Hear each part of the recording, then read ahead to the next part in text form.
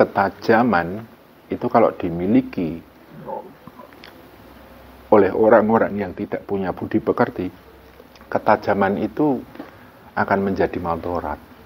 Ilmu yang dimiliki oleh orang yang tidak berbudi pekerti, ilmu itu akan menjadi madharat. Kekayaan yang dimiliki oleh orang yang tidak berbudi pekerti itu akan jadi madharat. Derajat, pangkat, kekuasaan.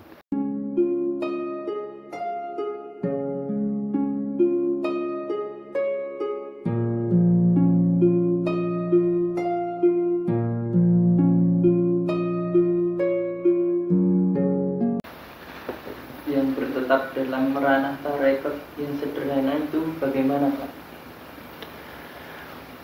Ya, kalau tadi saya katakan kalau tarekat itu sudah berisi ghibah, merasa paling benar, merasa paling baik, merasa paling lurus, itu kan sudah keluar dari jalur tarekah.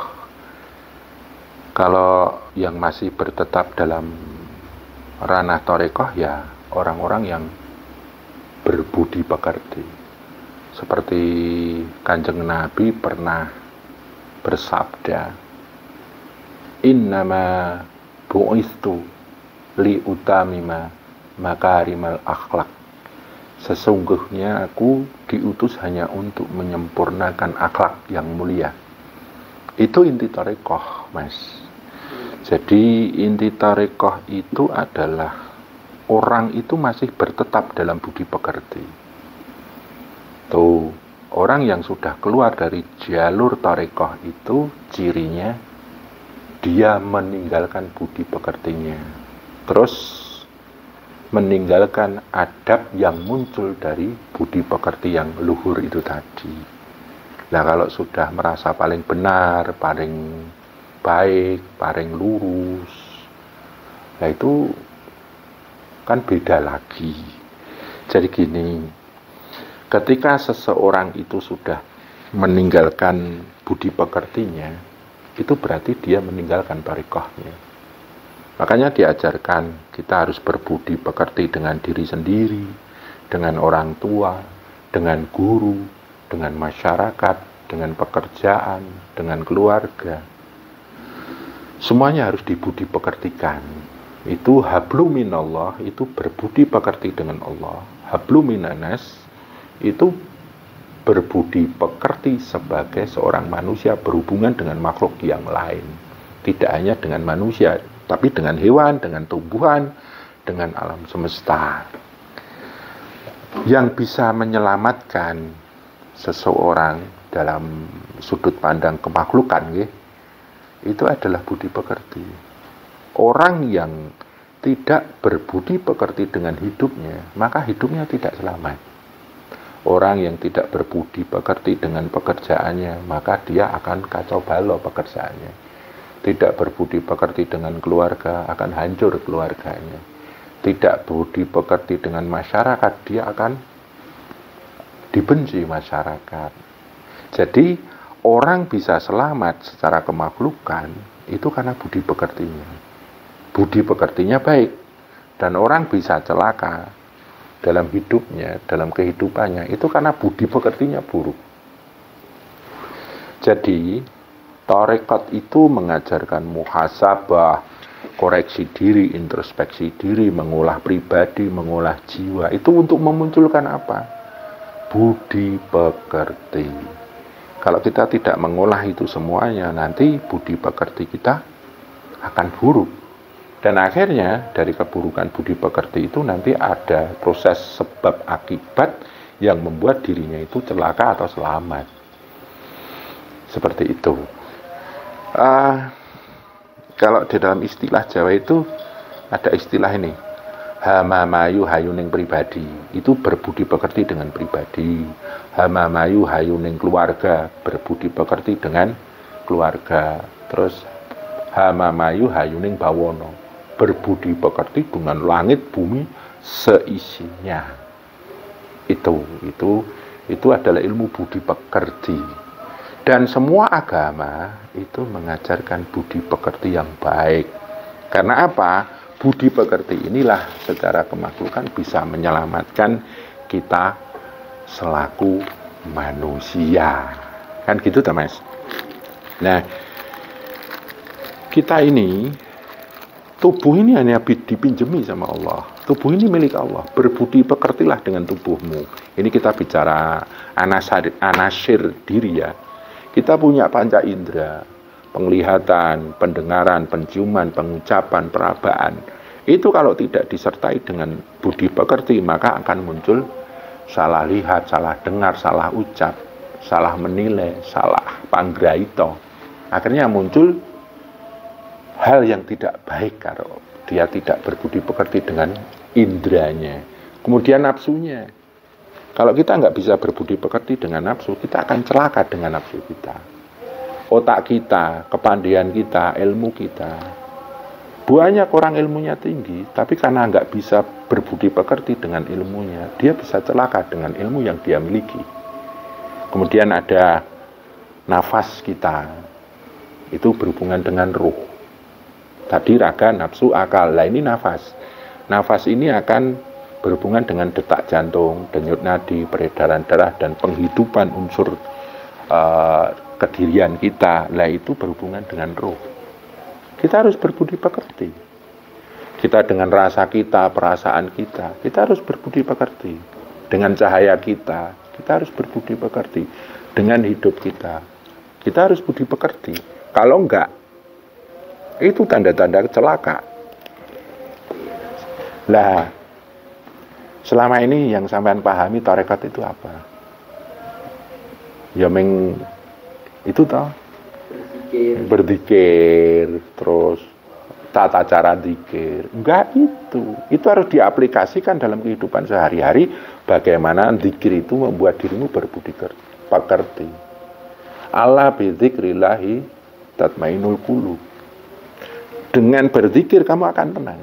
Dengan ketenangan itu adalah dasar supaya budi pekerti kita terarah. Budi pekerti kita terkendali. Tanpa ketenangan, akhirnya kita kehilangan budi pekerti. Karena semuanya serba gerusa-gerusu, srogal-srogal. Makanya di dalam tarekat itu ada ilmu tawakuf, iktikaf, semedi atau meditasi lah, itu istilahnya sama, supaya muncul ketenangan. Nah, ketenangan ini sebagai dasar kita untuk bisa mengendalikan dan mengolah budi pekerti kita. Kemudian kita berzikir itu supaya kita berbudi pekerti kepada sumber segala sumber hidup kita, Allah. Nah, nanti kalau Allah saja kita sudah budi pekerti, maka segala makhluk yang diciptakan oleh sesembahan kita, Allah itu akan bisa kita rengkuh dengan budi pekerti. Dan budi pekerti inilah yang menyelamatkan kita fitini wa dunya wal akhirah. Sampean kerja di mana? Ya. Coba kalau sampean enggak budi pekerti dengan pekerjaan sampean, hancur pekerjaan sampean. Sampean tidak berbudi pekerti dengan orang tua panjenengan, keluarga panjenengan akan kacau. Sama kakak adikmu enggak budi pekerti. Lah itu akan merusak segalanya. Jadi inti tarekat itu adalah budi pekerti. Makanya kemarin saya bilang kalau sebuah tarekat itu sudah isinya merasa paling benar, paling baik, paling bagus, paling lurus, akhirnya yang lainnya salah, jelek, buruk, sesat. Nah itu otomatis tanda-tanda budi pekertinya hilang. Tarekat atau majelis tarekat itu ukurannya di budi pekerti itu. Dan anggota-anggota majelisnya itu mengasah pribadi, mengolah jiwa, ya nyepuh jiwa, supaya apa? Budi pekertinya lebih baik. Makanya Kanjeng Nabi bilang atau bersabda, innama bungistu li utamima makarih. Innama bungistu li utamima makarimal akhlak. Jadi kita membentuk satu majelis ini itba Nabi. Saya sudah belajar dari hidup saya, karena saya kurang budi pekerti, hidup saya rusak, kacau, dan bikin lelah. Makanya saya masuk tarekat supaya saya bisa berbudi pekerti. Dan akhirnya ngunduh waing pakerti. Dengan budi pekerti saya itu, hidup saya lebih terkendali, hidup saya lebih terarah, dan hidup saya, istilah menanam satu sebab, menanam sebab yang baik, dan akhirnya menemukan akibat yang baik. Kita nih Mas. Ada pertanyaan enggak? Oh, jadi paham ya. Jadi tarekat itu tidak hanya mikir ini loh, apa? Wah, aku sudah belajar zikir ini, berarti ilmu saya udah tinggi, belajar ini. Enggak kayak gitu. Jadi udah paham dah. Jadi kalau di majelis-majelis yang istilahnya tidak sadar dengan budi pekerti ini, perlombaannya kayak gitu. Tapi kalau tarekat yang asli, yang namanya fastabikul apa jenenge? Fastabikul khairat, itu berlomba-lomba dalam kebaikan, itu adalah berlomba-lomba untuk menundukkan ego. Jadi sebagai satu tanda budi pekerti kita di dalam bertarekat itu, kita berlomba-lomba untuk apa? Menundukkan ego. Kalau sudah tertundukkan, kita mengalahkan ego kita, maka budi pekerti akan lahir di situ. Seperti itu. Jadi walaupun sampean ilmunya tinggi, belajar kemana-mana ini itu, terus sampean tajam ini, kalau tidak memunculkan budi pekerti, itu semuanya tidak akan menjadi manfaat, itu akan menjadi maldharat. Ketajaman itu kalau dimiliki oleh orang-orang yang tidak punya budi pekerti, ketajaman itu akan menjadi maldharat. Ilmu yang dimiliki oleh orang yang tidak berbudi pekerti, ilmu itu akan menjadi maldharat. Kekayaan yang dimiliki oleh orang yang tidak berbudi pekerti, itu akan jadi maldharat. Derajat, pangkat, kekuasaan, kalau dimiliki oleh orang yang tidak berbudi pekerti, itu pun akan jadi maldharat. Orang-orang yang memimpin negara tidak punya budi pekerti, akan muncullah banyak koruptor, pengkhianat rakyat. Seperti itu. Budi pekerti itu baku dalam kehidupan bertarekah. Ya, ini tadi hubungannya dengan zikir ya. Tuh. Lah, rukun Islam kan ada 5. Zikir itu berhubungan dengan syahadat. Yang selanjutnya adalah sholat. Sholat pun itu harus menciptakan budi pekerti. Makanya dikatakan innas sholata tanha anil fahsya'i wal munkar, bahwa sholat itu bisa mencegah dari budi pekerti yang buruk. Fahsya'i wal munkar, hal-hal yang rusak dan mungkar. Itu sholat itu menciptakan budi pekerti, karena kita akan terhindar dari anil fahsya'i wal mungkar. Kemudian puasa itu intinya kan di pengendalian diri. Dari pengendalian diri inilah muncul yang namanya budi pekerti. Lah, selanjutnya zakat. Zakat itu adalah wujud dari kesyukuran kita atas Allah. Secara habuminallah, kita bersyukur atas rezeki kita, kelebihan kita sedekahkan. Itu habluminan nas, itu zakat. Terakhir adalah haji. Haji itu untuk menyempurnakan hubungan kita dengan Allah, menyempurnakan ajaran agama Islam yang kita anut. Itu juga akan memunculkan budi pekerti.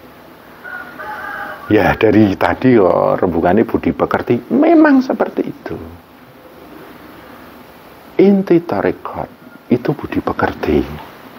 Karena kalau nggak kita ulang-ulang dan kita tegaskan kayak gini, Orang menyangka bahwa tarekat itu adalah ajang untuk perdebatan, ajang untuk saling menyalahkan, saling menjelek-jelekan. Enggak kayak gitu. Tarekat itu akan menciptakan orang yang berbudi pekerti. Lah ini kita belajar bersama, karena saya masih mungkin belum dikatakan berbudi pekerti. Makanya di sini saya enggak kok ngajari sampean. Ini adalah sebagai tukar kawruh, tukar pengalaman. Kalau urusan budi pekerti semuanya sama. Saya sebagai guru, kalau tidak berbudi pekerti, ya saya akan menemukan keburukan dari hasil keburukan budi pekerti saya. Sampean juga sama. Kalau budi pekerti saya baik, saya akan menemukan kebaikan. Sama dengan jenengan. Rukun Islam yang 5 itu pun diharapkan menciptakan manusia yang berbudi pekerti. Ya, nonton iku Mas. Jadi kalau sampean berbudi pekerti dengan penglihatan panjenengan, Allah akan menitipkan ketajaman mata panjenengan, entah mata zahir, mata batin, ataupun mata hati, atau lebih dalam lagi namanya mata semesta. Pendengaran zahir, pendengaran batin, pendengaran hati, dan pendengaran semesta. Tuh, kalam zahir, kalam batin, kalam hati, dan kalam semesta. Para aulia Allah, para kekasih Allah, itu ukurannya di budi pekerti itu. Lah budi pekerti ini dalam istilah Arabnya ketakwaan. Itu Allah berfirman, Inna akramakum indallahi atqakum. Sesungguhnya yang paling mulia di antara kamu di sisi Allah adalah orang yang lebih takwa. Lah ketakwaan ini tidak akan lepas dari yang namanya budi pekerti. Ketakwaan seseorang itu bisa dilihat salah satunya dari budi pekertinya. Kayak gitu Mas. Itba Nabi bahwa innama bu'istu liutamima makarimal akhlak. Itu harus kita pegang betul kalau kita memang mau bertarekat. Tuh. Ya, pahami. Ya, gitu dulu aja. Besok kita sambung lagi.